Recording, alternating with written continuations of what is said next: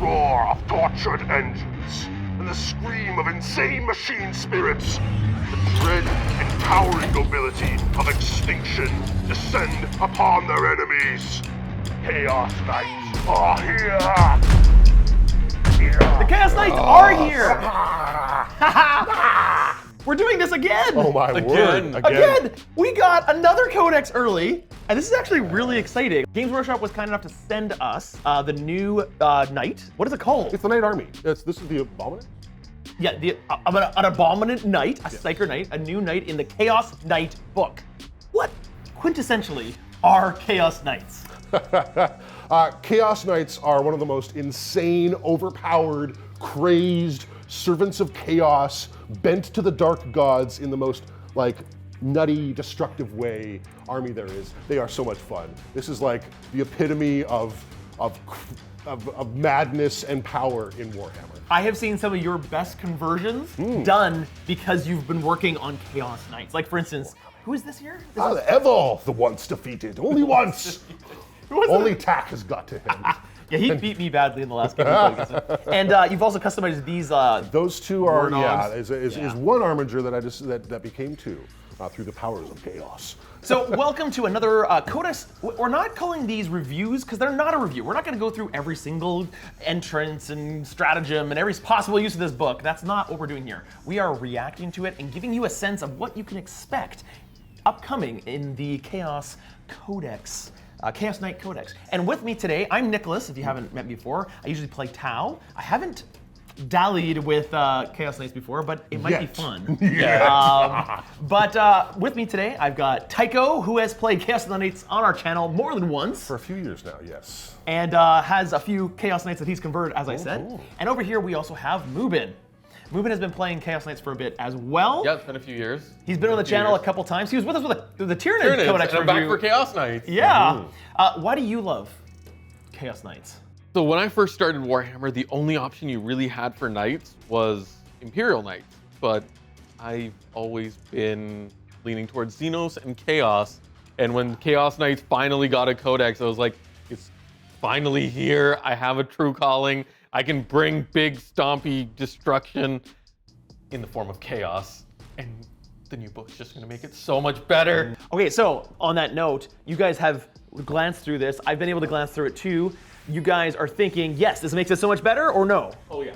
Oh yeah. Really good? 2 thumbs up. 2 thumbs up. Huge, wonderful reviews for this book. Tell me like one thing that like really stands out to you each. Super flavorful. This brings what like is truly customizable and like unique about Chaos Knights to the fore, and really brings that out in the armies that you can put together. For me, I think the 2 biggest things that stood out are the War Dog variants. So many more options for War Dogs now. Right, because there used to be just 1 data sheet for War Dogs, but now there's like 5? Yeah, there's 5 new data sheets for War Dogs, and they all have different loadouts. It's fantastic. So different kind of like specializations for a War Dog. Yeah, and it gives you more options. You want to go full melee and go just charging into your opponents? Go for it. You want to sit back and shoot a little? You have options. And you could do 9 carnivores running at you at 14 inches, hitting on 2s with like lots and lots of attacks. They do as much damage as Mortarion in hand-to-hand combat. That's terrifying. It really is. But personally, the one thing I actually really like, the Abominant. There's a Psyker Knight on the table now. With tentacles. No, it's the Psyker Knight. The tentacles are a bonus, but He's even the got a Psyker tail. Knight. Yeah, he's got a tail. He has a tail. Let's talk about how they've changed from the previous Codex. Like, what's some of the biggest changes? How does the army function differently from the previous Codex? The biggest thing I want to talk about with the new changes is the blessings of the Dark Gods. So this officially allows you to mark your knights individually as to their affiliation to their Dark Gods. You can be do that before? undivided. What does that do? A variety of things. Yeah, so every god and the option of going undivided, so not picking a favorite, gives you 3 options to pick from, and every ability has a normal ability and then a favorite ability. So favorite basically means you go out there, you rack up a kill tally like Chaos would want you to, and when you hit your mark, which is usually bigger, better, and cooler. So you get a special ability, and then you go out there and get kill points, kill different models, and once you get to a certain level, you get a better version of that. Often it's a better version or something that Or an stacks on additional top of it. bet, yeah. So my favorite is Mark of the Dread Knight, which gives a 6-up shrug to wounds coming in that turns to a 5-up once you get your 15 kills. I chose Blessing of the Dark Master, which normally just shuts out any rerolls. You cannot reroll hits, wounds, or damage against the knight. And if you hit favored, you cannot hit it on anything less than a 4. What? Yes. Like not to wound, but to hit. To hit. To hit. Cannot 1 to hit. 3 fails irrespective Can't get rerolls. of Can't get anything. rerolls normally, and then once you hit your kill tally, so 10 or 15 on the Tyrant, you can't hit it on anything less than a 4 either. Now this is a 50-point upgrade. It does add a big chunk. Oh, so to these are pointed upgrades. Yeah, these are pointed upgrades, so it's not Okay. just for free. I actually like that. Yeah. And it designates him as Mark of Chaos Undivided, which Yeah. opens up certain stratagems. And restricts them from other ones. That's right. Right? Because okay. being undivided means you're not choosing a favorite, which means, Korn's not going to be giving you his blessings on certain things. Okay, so you really have to be careful about how you build your army, but it does give you a lot of versatility. You want to Yes. go combat, psyker, shooting, or a And- combination of them all. Of course, and the one thing you also want to keep in mind is these marks can only be given 1 per model in your army. So, But you're only gonna have 4 or 5 I models mean, in your it army. depends, right? I But would know. In a 2,000-point army, you can easily have a herd of 9 carnivores and a rampager. It makes them reroll 1s, which would be a lot of fun. right? But Speaking of big major changes, one thing that I noticed flipping through this book is there seems to be this like chart, harbingers. Harbingers. Harbingers? Harbingers? What is a harb? Harbingers. It's Harbingers. The Harbingers of Dread, which seems to indicate that it's kind of like, it seems to be kind of like Custodes Katas a little bit, where you, like every turn you get something different. I feel like it's a mix. If you want to go that way, I would say it's almost a mix between the Katas and Synaptic Links from Tyranids. Okay, so tell me about it. What is it? It So- seems to be very different. So All of your knights have an aura of dread now, Yeah. which is a foot out from every knight model you have. 12 inches. 12 inches out. So 24 inches total diameter. Right. Yeah. And so over the course of the game, you'll get more and more powers that get inserted into that aura. And you have 3 different tracks that you can move between. There's some specific rules. Yeah. You can't go from one So you far start in the side center. to the other. You have to start in the Doom. Yeah, you start with Doom, and then you have the option starting turn 2 to either go to Darkness or Despair. Darkness or Despair, right? Which lets you pick. But it's really interesting because you can't just flip-flop all over. No. If you go to one of those sides, if you go to Doom or Despair on one side, in your next turn, you can only go back to the middle or stay in the same track. Okay. So picking your path through these is something you have to think through at the beginning Yeah. of the battle. And there's lots of interesting bonuses in here that will be good against certain opponents and not against others. Okay, so basically what this is an opportunity for you to customize your army based upon your opponent. On the fly. So it's kind of like, like Tao's ability to choose their stuff based upon the opponent. Like every army seems to be getting this kind of options But like there's that. spice in here that we have not seen before. Like what? Like every knight in your army in a 12-inch aura just shuts off OPSEC. Full stop. Or -1 to hit.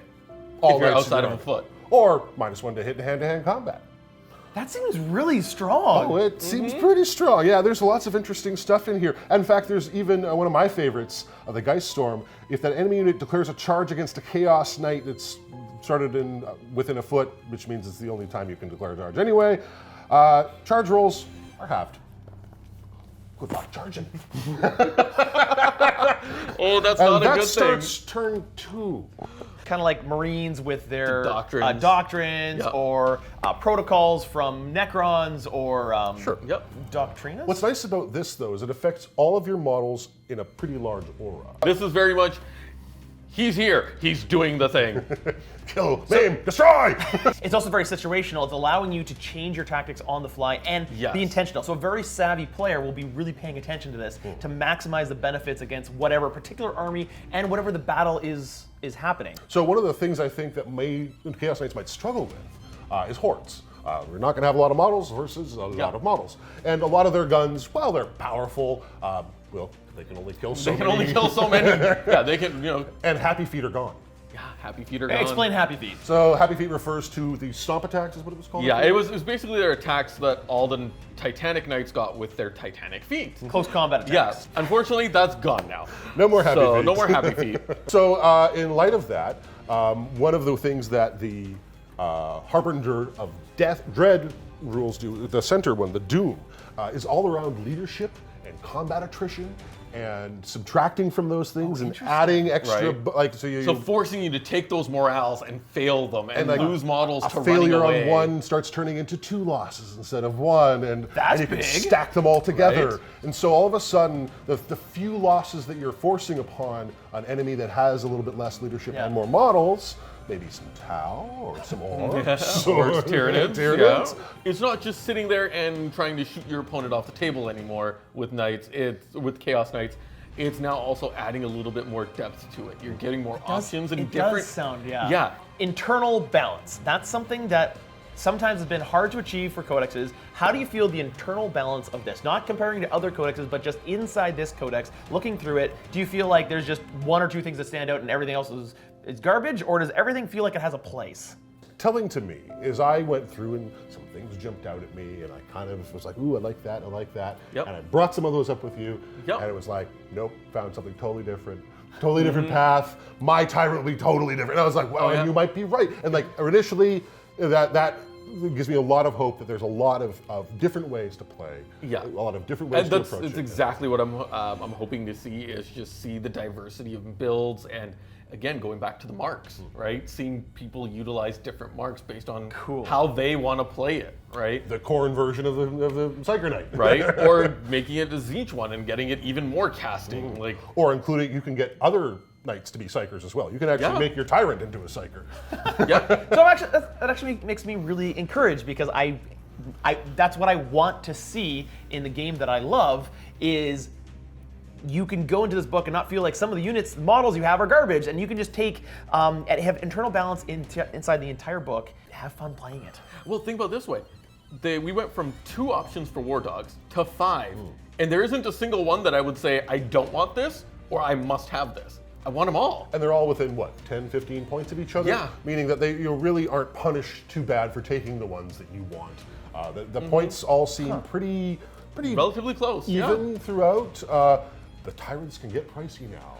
Tyrants can get really pricey now. Like what? I think I'm looking at $675. I'm probably getting up there too, because with the mark upgrade, I'm adding an extra 50 points. The gun upgrades, I think, add another 25, I think, for me. Yeah, so So I now need to take a Taunar, is what you're saying. you can try. Go for it. Volcano cannon! Okay, that's an iconic weapon for Chaos Knights and Knights in general. And it's Volcano changed. Cannon. It's changed. Tell me about that. What has changed? Volcano Cannon used to be D6 shots, had ridiculously high strength, I think it was like 14 or 16. D6 pretty swingy. You could get one shot, you you get one could shot, get 6 you get shots. 6 shots. Had pretty high AP as a gun like that would, and it did, I believe it was 2d3 or 3d3 damage. 3d3. Yeah, it did a lot It of did a lot of damage, It, yeah. it had multiple dice involved with high damage. And now? Now you're down to D3 shots. Yep. So Okay. it's a little less swingy, but it's only D3 So shots. 1 to 3 shots. So less shots. Did it Less go- shots. But stronger? However, damage went up. Strength 16 Strength 16, so pretty much wounding just about anything on, on twos, except for buildings. Which, Yeah. yeah. if you're shooting that at a building, we have bigger concerns. AP -5, so you kind of need to be a Terminator in cover before it makes a difference. Yeah, And damage, D6 plus 8 damage. that's right. I was thinking So wrong that's a bone. massive difference of amount of damage. Yeah. So it can definitely put the heat on. Oh yeah. A full hit, three shots, hitting and wounding, can do some really amazing grand Yeah. totals of what? It could delete 3 another times knight. 14? Yeah, exactly. Well over 30 wounds. The other big change with the Tyrant is the Plasma Destructor. Oh, the plasma finally For- got an upgrade. Formerly, it was a big, bad, beautiful gun that really didn't do a lot of damage. Yeah, it used to be a standard plasma plasma cannon. It wasn't great. Now it's strength 9, -4, and 3 damage flat to start without even overcharging. Let's talk about stratagems. So stratagems have, obviously there's always new stratagems, stuff like that. The only stratagem that I remember from the Chaos Knight Codex previously was the automatically blow up in your face stratagem. And it was awesome. Is that still there? It's still there. Okay, cool. Still there. Kabooms. Yep. Always got to have the kabooms. So tell me about, okay, we're not gonna go through every stratagem because there's a lot of them, but is there maybe one that you want to pick out and tell us about? For me, the notable one is Trail of Destruction. every Chaos Knight player knows Trail of Destruction because you picked it on your biggest, shootiest unit, and you used it every single time, which usually wasn't. Has it changed? Is it the same thing? So it's changed. Before it used to be you just got to reroll all hit rolls. Okay. Now it's you can only reroll hit rolls of 1 against a unit that is securing an objective. Oh, that's very much more situational. Yeah, Pull I feel back like- a little bit, but I think yeah. it's still very effective. It's still effective, and again, it with 9th and just how the game is going Yeah. very objective focused, Yeah. I feel like it kind of helps tunnel you back into focusing on objectives Taking and things not off- just yeah. taking things off of objectives versus always just important. Yeah, versus just I don't like that, I'm going to shoot it dead. I like the House Herpetrax specific house stratagem, which is Okay. Warping Presence, which basically, if you, at the end of the fight phase, you can, for 1 CP, give yourself an aura of mortal wounds to your enemies. That's pretty cool. And that's just on any Fantastic. one night that you want. Anyone that you want, you're like, hey, you. Yeah, everyone with 6 inches, you roll a d6. On a 2 to a 5, you do 1 mortal wound. On a 6, you do d3. So it's like mini explosions. Yeah, mini Boom. explosions. Yay! It sounds like they have some good tools. It sounds like they're strong, but maybe not overpowered right now. No. However, regardless of any of that, it sounds like you're going to have a ton of fun. Oh doing yeah, it. it's going to be a ton of fun. And that's really what you need from a Codex. This is a Codex that you can really Yep. play for fun and still be like, give yourself a fighting chance in any game you're into. Yep. You've got OBSEC, you've got multiple bodies technically, To a degree, to yeah. a degree, and you've got some of the biggest guns in the game. So how can you go wrong? So, love it or hate it? Love it. Love it. 2 Awesome. thumbs. Two thumbs every day. Extra thumbs. You guys have heard, big heard it toes, here. too. Let us know what you think about what you've seen about the new Chaos Codex, and we are really kind of hoping to get this on the channel soon. Yes. We'd really like to recreate. We did an Imperial Knight versus Chaos Knight fight a while back, and we'd love to do that again. I And we- want to do our Chaos Knight versus We Chaos need Knight. Chaos Supremacy. Who Infernal rules? versus Iconoclast. Yes. Iconoclast forever. Stay tuned for Infernals. more, and you hopefully you get to see more of this chaosy goodness. And my name's Nicholas. This is. Tycho. Moving. And until we see you next time in the grim darkness of a far-flung future. Play Play on. on.